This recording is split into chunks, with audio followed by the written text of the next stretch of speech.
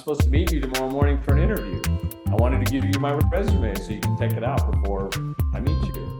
I come back the next day. He says, how much money do you want? When can you start? Hey, Faruk.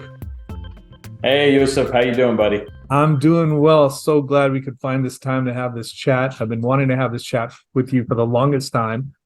And hey, we'll get to learn about your story today. Hey, well, look forward to sharing that. And funny to be on the other end of this. Yeah, I know you've been doing Tech Check for the longest time.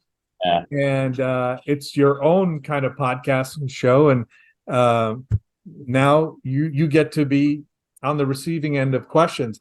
But really, I wanted to have you on because you've lived, I mean, you might not admit to a fascinating life from my standpoint. You've done some things that people don't usually do, the road less traveled. So I just want to pick your brain and let our audience in on the adventurous life that you've led. Sounds good. I don't know about fascinating. I've heard many different adjectives to describe it, but we'll see what comes out. Let's start with, look, you were brought up in Houston. That's where your home turf is, and you happen to be back there now. But Yep. You've seen the world, you've been on this journey. You started there, you went to high school there, but then you went to University of Houston, and then Yep. right after that, the fascinating part for me is you decided, as pretty much you were an ABCD back then, Yeah. you decided to just pick up and go to the other side of the world. Yeah. Unusual. People are usually trying to make the reverse reverse trip, and you decide to do the opposite. Tell me what was going through your mind at that time. Yeah, Yusuf, it's an interesting theory that most people, you move in a herd or you move as packs, right? And ever since I was a kid, I always looked at things a little differently, right? And what ended up triggering this whole move was, I grew up in a very white suburban neighborhood of Houston in the 70s and 80s. So you can well imagine, with my cultural background, I kind of fit the part, but I wasn't the part, right? Because I had a varying degree of cultural differences at home, right?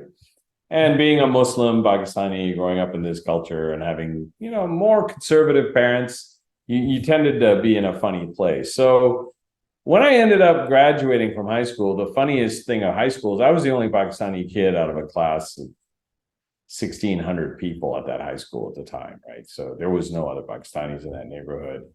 And I end up, staying close to home. I liked Houston. I wanted to be in my zone. And I go to the University of Houston, and then all of a sudden I discover, oh, wow, there's a lot of people like me. There's these Indian Pakistanis everywhere. And that ended up being the real impetus of change in terms of my direction, right? So I went from confused ABCD guy trying to figure out a way to survive in Houston, Texas, to, oh, we have a very massive culture and population behind us, and I wanted to learn more about it. So along the way, I made friends with a lot of folks from Pakistan and India. And in the end, I was very restless and I wanted to do something different. And a lot of them encouraged me to fly across and see what was there and to take advantage of some natural capabilities, right? Which was, hey, I'm kind of American, but then I have this background and I understand that culture and I speak the language. So that was the driver. It was just, hey, sense of adventure. Let's see what happens. So you had this view, people telling you, hey, go to that part of the world, you have some advantages. And then what was the delta between what you were told and what you were thinking? And this was, mind you, in your mid-20s, early 20s?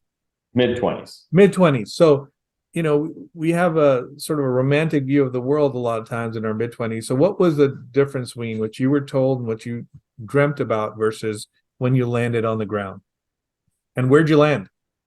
Well, I started with Karachi, right? Because, Pakistan's the base. And during the course of my growing years, I had 3 trips to Pakistan and 3-4 weeks. I mean, how much are you going to absorb? people are treating you like a guest, right? You're not really living. So I landed straight into Pakistan, and then I ended up staying with some family. My family, they're simple folks, weren't from a lot of money, just solid middle class people. So I got exposed to the full on realities of living in Pakistan in that type of environment immediately. And I found quickly from just interactions, I had friends there who connected me. I went and met people.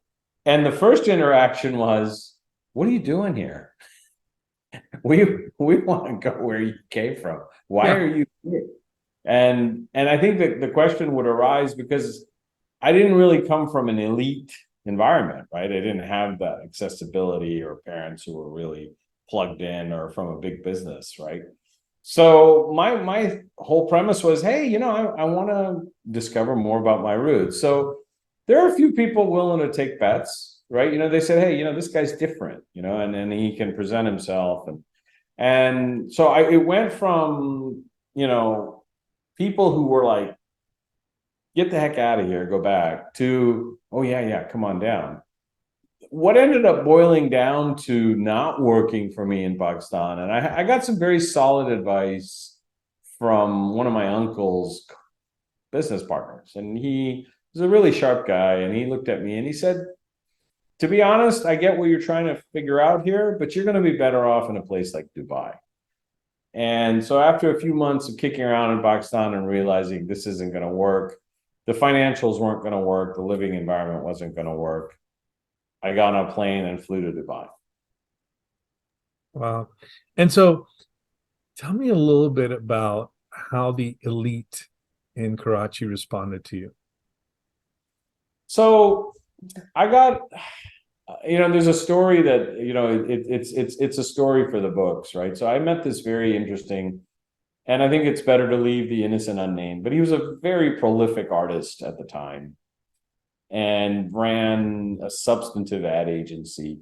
And I met this guy. So I considered him elite, right? He was one of those guys that you would, used to hang, and he made sure he told me that he was an elite because of the interaction. No, he knew people. Oh yeah. And so I meet him on a Friday morning, and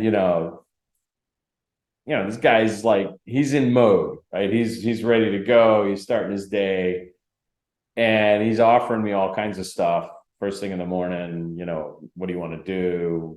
Do you want to do this? Do you want to drink? I'm like, kind of in a job interview here. I don't think you want me to have a drink. So that could go really wrong. Yeah. But what ended up happening is it was a really interesting interaction. And I left that situation knowing that this guy's looking at me and saying, yeah, sucker, you don't have any connects here, do you? And you can come work with me and I'll pay you a peasant's wage, and maybe you can go figure it out. And that's kind of the first response that I got. There were some other folks that I met, and it was like, kind of sucks for you to be in the situation you're in. So there wasn't this welcome wagon. I didn't have that level of connectivity and friends with those kind of connections to get.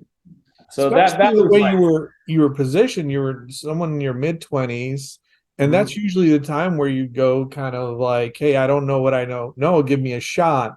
And you go to a place like Pakistan, give me a shot, sometimes can mean, look, I can do what I want with you, and I don't have to pay you much. And and over there in your mid-20s, I don't know what it's like now, but a lot of people in their mid-20s live at home. So they're like, you don't have a mortgage, you don't have rent, you're living at home, you just need some pocket money, I'll pay you a pittance, and there you go.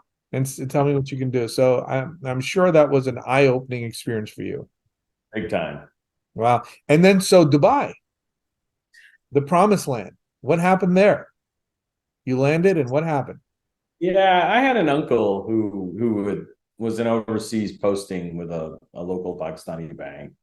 Again, really awesome man, super friendly, really helpful to me, and just opened his home to me. I didn't have much money or resource, so I show up in Dubai, and he's like, okay, what do you want to do? I said, well, let me try my style of doing things here, right? So the first thing I did, I'm there for a couple of days getting acclimated. And Dubai was not what it is now, by the way. Dubai was a village, right? It was Mm. totally Lots of sand and some buildings, but not much going on. not much going on and kind of sleepy, right? They hadn't really woken up yet. They were on the verge of waking up. What year is this? 92. Okay, gotcha. So just right after the first Gulf War. And, Yeah. they were just starting to pick up some steam. And their current ruler was someone who was pretty visionary. So you could see him starting to put the druthers in place to get things going. Bottom line is I show up there and, I've been a seller for a long time. So I'm like, okay, how am I going to get a job? So I pick up the Yellow Pages, and my last gig in the US was working as a marketing manager for a restaurant chain here in Houston. I said, well, I know the advertising and marketing space. Let me figure that out. So I pick up the phone, I start calling, and I find an ad agency, advertising and communication consultant. So they're one of the first few in the Yellow Pages. Pick up the phone, call these guys and say, hey, I just came here from the States. I'm looking for an AE role. And got lucky and they put me back. Cold calling. Yeah. Wow. Okay. Picked up the phone and said, well, what else am I going to do? I don't know anybody in Dubai. Yeah. My uncle's circle, these were mostly typical Pakistanis, so They didn't know what to do with you. Yeah. Yeah. So cold called, the guy says, yeah, come in tomorrow morning. So, I had this flash. I said, oh, I need this guy to know I'm hungry. So I got his address. I go downstairs. I didn't know my way around. I get in a taxi, and I know who had email back then, right? So I printed out a resume, showed up at the guy's office, went upstairs, and said, "Hey, dude, I'm supposed to meet you tomorrow morning for an interview. I wanted to give you my resume so you could check it out before I meet you."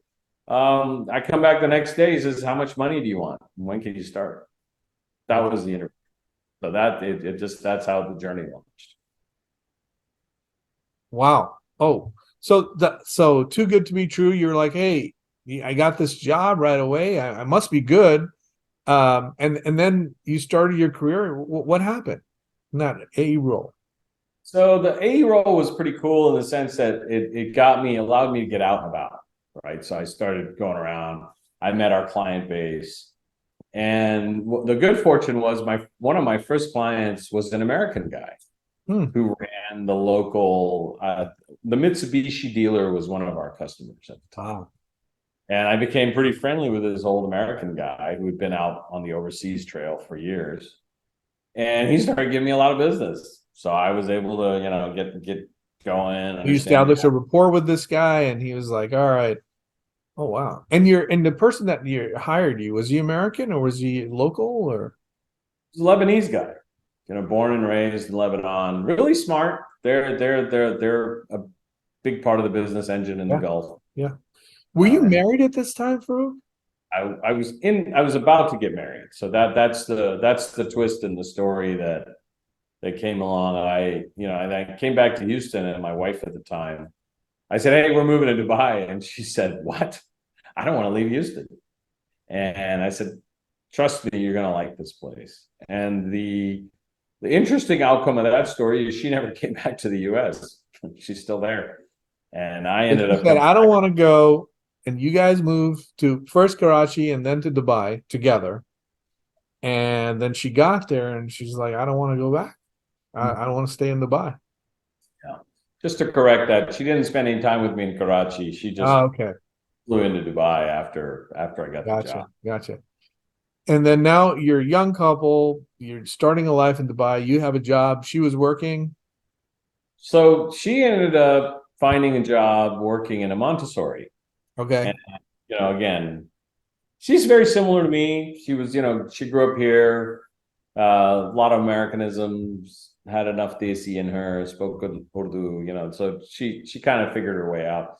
So her first job at the Montessori, she's working there and she meets this guy from 3M, this Turkish guy. And she gets his business card, brings it home. And I'm at home and I like my job. It's okay, but it's not really a job, right? It's like, I gotta make some money. It was a small, sleepy place. It was a one-man show. I knew I wasn't going to go anywhere here. So I told her, I said, hey, can you call this guy and ask him if they're hiring? And she calls him and he says, really? What does your husband do? He's an account executive. He's a seller and a marketer. Oh, cool. Does he speak the language? Yes. He speaks Urdu. Okay, have him call me. So I go in. He wanted you to speak Urdu? Yeah, Why because Urdu or Hindi? Why that in Dubai? they wanted to hire a guy like me to go and help set up Pakistan. And that's what really launched my Oh, right. So what ended up happening is I go in interview with this guy and he says, hey, Faruk, I'm looking for somebody who can travel to Pakistan, who speaks the language, knows enough to be dangerous. And I said, I'm your man. And he said, okay, you're done. He said, I'm back in 3 weeks. We'll talk then and we'll get sorted out. and at that point, your Urdu was like ABCD Urdu, or It wasn't nearly as good as it was now, but it was passable. okay. I could make my way around. Right now, you're feeling at that point in time, you're feeling you're the right place at the right time. You speak English. You have an American accent. And then things are happening. You're moving and shaking. There you go. So fast forward, I jump into the role. They hand me a suitcase, a corporate card, and say, go to Pakistan. And oh, by the way, we're establishing the 3M company in Pakistan. And the way they launched in these markets is they came in with their consumer platform. And they sold basically dishwashing sponges, Scotch-Brite. So I had this entire immersion into understanding how Pakistanis wash dishes and soap products and sponges. But dude, that was a life changer for me because I got to build something from scratch, right? We literally went from an idea to getting a factory location, getting importations done. I mean, I got exposed to Pakistani, the FBR, customs, everything. And you're also like representing this American company, so you're a big man on campus in Pakistan. Yep. And I mean, just the stories, the way things. So everything that and can appreciate about how things work in Pakistan was right in my face. Wow. Right? I got offered bribes of all kinds, and it was crazy. It was so funny, that the way that whole modus operandi is. But the best thing is I kept myself above water. I didn't get into all that. I set it up, and then the pinnacle was the MD at the time was this really nice guy from Minnesota. I mean, Mr. Minnesota. Can you imagine? Based out of Dubai. He was the guy based in Dubai.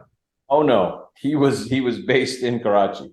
Oh wow. And I helped him get set up and acclimated, and I became kind of his pseudo consigliere. I would give him advice on what to do and who to talk to, and what ends up happening is he then asked me to move to Pakistan to take over this Scotch-Brite project and start it.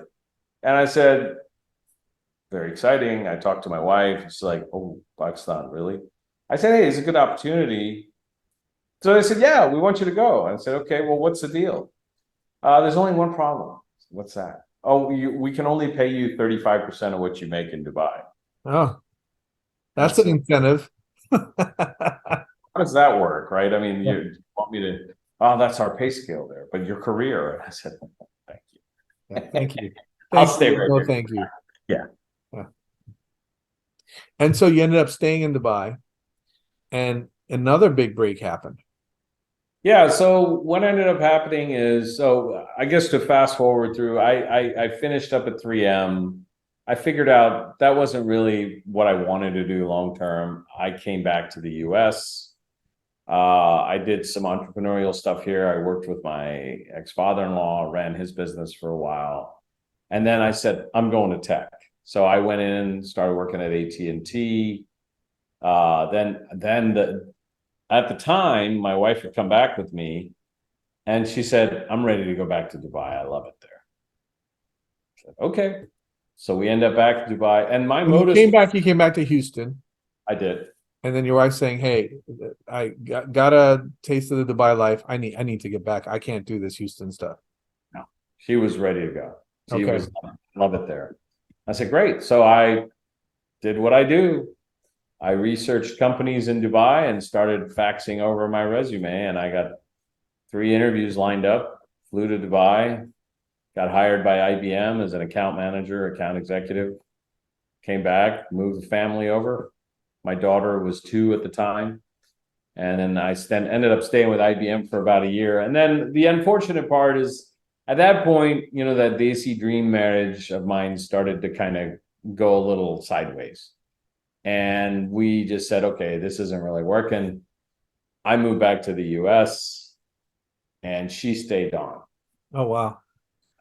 And then what ended up happening is I spent 3 years with Microsoft, and then I was missing my daughter, and I was just in a personal state, not in a good place. Went through some health challenges and stuff like that. Said, you know what? Life's too short. I took 6 months off, just went to Thailand, hung around there for about a month, backpacked around, cleared my head, came back to Dubai, and then decided, oh, I need to stay here and move on. So again, through network, found a really good gig, started working for Pearson, ran their business for 3 years. And then that opened up another chapter in terms of geography. I discovered Iran and Iraq. And this is the time of the Iraq War. Stuff is going on there right after. 2003, right? So, okay. Yeah. So this is at post-invasion, post the U.S. invasion of Iraq. Yeah. And things are chaotic, but in chaos, you found opportunity. And so what happened? What happened in Iran and Iraq? So I spent 3 years with Pearson, kind of finished up the corporate thing, that I just realized I've gotten what I need out of this, and I'm not going to stay here forever. And I was hungry. I wanted to do something. So I ended up meeting this very interesting Iranian family through a friend, again, through network. A friend of mine was running the Unilever business in Iran for a few years, and he introduced me to this guy. And the guy goes, "Hey, Faruk, I want to bring Porsche to Iran." And I just looked at him and I said, who would drive Porsches in Iran, right? I mean, what? Yeah. What we hear about Iran is like, hey, no one can afford anything, right? So who would drive Porsches? You're right next to a war zone in Iraq. What good could be going on in Iran? I knew enough about Iran at that time that, sophisticated people. They had panache, they educated, they had some money, but I just didn't understand how that whole system worked. And he then said, you know what, look, come work with me, see what you can do. I know this is, and I said, you know what, he's offering me a lot of money, and this is an adventure. Let's see where this adventure takes us. So he threw a lot of money at you. You didn't know anything about Porsche, but why did he throw that money at you? What do you think? I think he just saw something in me. He said, I'm not going to find too many guys like this guy who knows. He's traveled to Iran. He knows how it works here. He also knows a bit about Iraq. He's dealt with these countries. He's also good on the corporate side. He understands. He speaks. The guy was really smart, but he just wasn't U.S. centric or North American centric or Western European centric, which I was. So there's a bit of a compliment there. Yeah. And I'm pretty easygoing person that way, right? I'm not going to be someone who's going to give a hard time all the time. Yeah. So I think he saw those factors and just said, hey, you know what? And he had a lot of money. So I said, hey, I've probably wasted a lot of money on other stuff. Let me take a punt on this guy and see what happens. Yeah.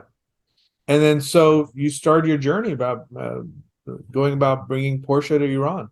Yeah. And it was pretty cool because the first thing I told him was, I said, dude, I don't know the first thing about how to acquire an automotive dealership. I love Porsche, but it was fortuitous. And that's where, something You're a car guy to begin with. Yeah. I like cars. Part of the appeal. Yeah. The car thing that I had. And when I was at Pearson, guess whose office was across from mine? Whose? Porsche. There you go. So I made it a point to get to know the Porsche guys because, hey, they're Porsche guys. It's cool. You want to know these guys. You get Yeah. invited to events. You might be able to check out their cars, whatever. So when I get hired, the first thing I do is I tell them, look, I don't know how to make a pitch, but I had a buddy of mine who's in the automotive industry, and he recommended me to another guy who was a super sharp Kenyan guy, just knew how to put things together. And then I made some calls to Porsche, and my buddy at Porsche picks up, says, "You want to do Porsche stuff?" Dubai. Yeah, in Dubai. Okay. Says, "You want to do Iran?" He goes, "Dude, your timing couldn't be better." I said, "What do Oh you my mean?" goodness. He goes, "We're looking for an importer." So Right okay, place at the right time again. you go. Right. So the next thing you know, we're talking to these guys. We meet them, and then the fortunate part is the guy that I was working with had the sense of or presence of mind to know that I'm like, dude, we got to wow these guys. We got to put flash in the pan. And I built the websites for his companies, and we did this whole promo thing. We made films about his business. We just did this whole jazzed up thing because we knew nobody else in Iran would do it. And the funniest thing is in Iran, Nowruz comes around, and everybody disappears. Yeah. Literally New Year. in the middle of their new year. These guys come to Iran right a day after, or 2 days after the holiday ends. And we just did this song and dance for them and kind of blew their socks off. I'm on the plane the next day after they came through, heading back to Dubai, and I'm with my buddy, and he's like, "What do you think is going to happen?" I said, "I don't know. It's probably going to take a while. We'll see." And I get a call from the guy who's the owner, and he goes, "You're not going to believe this." I go, "What?" He goes, "They just called me and said we're the dealer." I said, "What? Wow. 12 hours, So 14 hours?" so they're both parties were just ready. They were raring to go. You just put the pieces together for them and boom. Right time, right place, My goodness. right formula. So I mean, you're so you took this adventure, you took a risk, you went to that part of the world, and things started to come together. And there's so much serendipity here, coincidence, whatever you want to call it. It's like the up and up. And I'm sure there was a lot of struggle, uncertainty, stress in the meantime. You had personal, issues going on, but wow, what an adventure! And then so you brought Porsche to Iran. Then you also brought another brand too, right? yeah. So what ended up happening is bringing Porsche was like the pinnacle, right? It opened these doors, and then all of a sudden, so my owners got excited, and they said, "You got to go get more." Like, More okay. brands. So we ended up bringing Audi, Volkswagen, and Porsche into Iraq, and then we brought Mercedes into Iraq, into Baghdad, Mercedes commercial. And then we did a joint venture with a big Lebanese company that did Zara, Mango, and a bunch of European fashion brands. And then we ended up building a 14 store chain, two chains, Promode and Mango in Iran. We had the Porsche dealership in Tehran. We built dealerships in Arbil in Iraq and in Baghdad. I mean, there was this flurry of activity going on. And then just like everything in those two countries, it's tipping points. And the most surreal thing was 5 years later, Porsche, they made millions. I didn't negotiate that deal right. That's something I would tell everybody. Next time anything like that comes, be greedy on the percentages. I could have retired if I had done that right, but it didn't work out that way. And then what I ended up doing is when, the politics of the region, and they started making, the Iranian presidency changed, and he started making all kinds of stupid statements. And basically Porsche came to us and said, "Hey, we love you guys, but we just can't We're out. route." So we ended up wrapping that up. At any point, Faruk, did you feel like, look, yeah, I have a Pakistani background, but I'm American, and here I am in Iran, Iraq. How's this going to play out for me when I get back to the States, if I ever do? Did you, or you were too young to think about that? You're too in the action. I thought about it. I just said, look, in all honesty, what am I really doing here? I'm bringing Western capability to this market. Yeah. Yeah, okay, to the letter of the law, I shouldn't be doing this, but I think we're bringing these guys into the first world, right? We're Yeah. trying to. So I took that risk. Unfortunately, it never really came to haunt me. So I didn't have a problem with it. Amazing. What an amazing journey and adventure. And then you spent some time in Dubai and then you made a transition back to the United States, like yet again after a gap of how long were you away? I was pretty much out for 10 years. So after 10 years. Now, most people struggle with, hey, I'm in Dubai for in the prime of my career and my network's there, everything's there, but through whatever circumstances, I want to get back to the United States. What was that transition like? Bad. What Yeah. happened? It was quite a shock to the system. Because here you are, you build a business, you run it, you're part of something, you're changing something big time. And then all of a sudden you come back to the US and you start talking to people. And I'd made enough money to be comfortable, but I wasn't ready to retire. I had to work and I was too young. I was 45 years old. So it's like, what am I going to do? And then I started poking around and then I said, I can't run a gas station or sell sandwiches. That's just not my DNA. And I ended up having to go back and start from the bottom again in corporate. So I was lucky. I had friends and started selling at a big enterprise software company. Did that for a couple of years. Met you along the way in California. Yeah.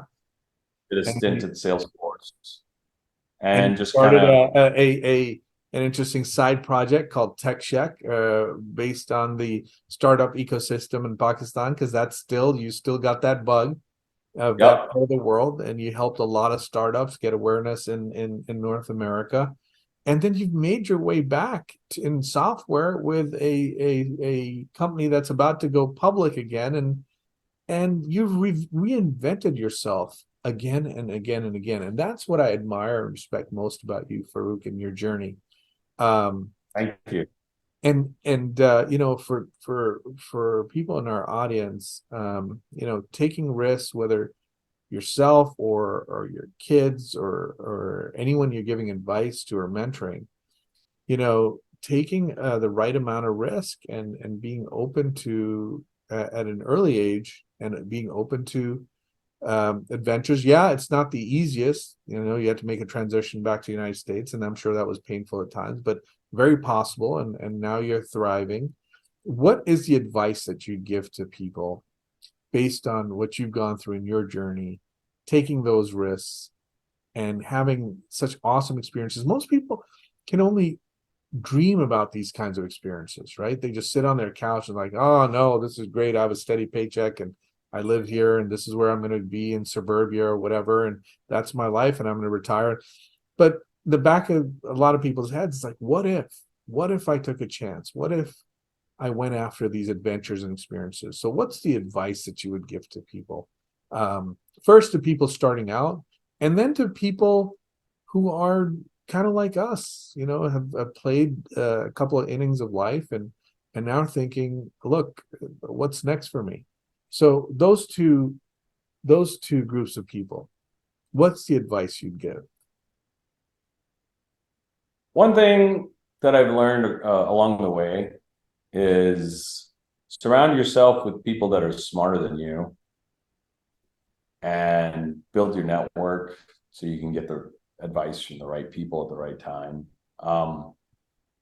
You helped me start Tech Check. I still remember that conversation. Yeah. You planted a seed in my head and there we go. So I would tell people, look, first of all, really think about who you spend time with, right, and what you're doing. Second thing I think about is just an open, positive learning mindset. Just be open to learning new things. So here's the thing. I'm a seller. And at 43, I said, you know what? There's a gap. I don't really get finance. So I applied to Oxford, did a master's degree in finance. I still kind of suck at finance. That's not my forte, but it's something I said I need and I want to build on and have. So keep learning, keep growing, be open to challenges. And last but not least, just always think about the better you and how you can make a better you, right? Because you're going to live a better life overall. You know, it's okay to be staid and do the same thing and be safe and secure. I get that. A lot of people aren't going to help you if you're in a bad place, but bet on you. The networking part, Faruk, it really helped you. You're not, what I've noticed about you is you're not shy or apprehensive about asking for guidance from people who know something that in an area that you don't. You're like, hey, how does this work? How does that work? Then with finance, you went out and said, hey, I need to get better at this. Let me go learn from people who know more than me. That's worked to your advantage. Like the Porsche people in Dubai. Hey, how does this work? You're just curious. And you didn't want anything from them initially at the time. You're just a Porsche enthusiast. But it turned out that was a big part of your success. You picked up the phone and they said, hey, we're looking to do this. And I think that's a huge asset that you have. You're just curious. You're just curious about what people do, how they do it, and learn from them. You're constantly in that curiosity mode. And I think that's a huge strength that you have. And it's really, now that I'm connecting the dots, it's probably really helped you a lot. Faruk, thanks for sharing your journey, for your advice, and for being a good friend. And I really enjoyed spending time with you. Thanks for giving of yourself, and in terms of time and in terms of sharing your experience so candidly. Likewise, Yusuf, really appreciate the opportunity, and I look forward to seeing you build a great journey. Desi men talking. Love it. Take care, Faruk. See you, buddy.